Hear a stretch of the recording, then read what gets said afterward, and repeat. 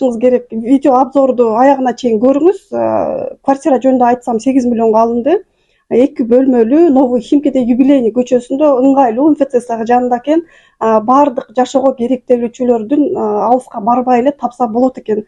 Ниязбек байкени компаниянын атынан жана дагы сиздер да куттуктап коюңуздар.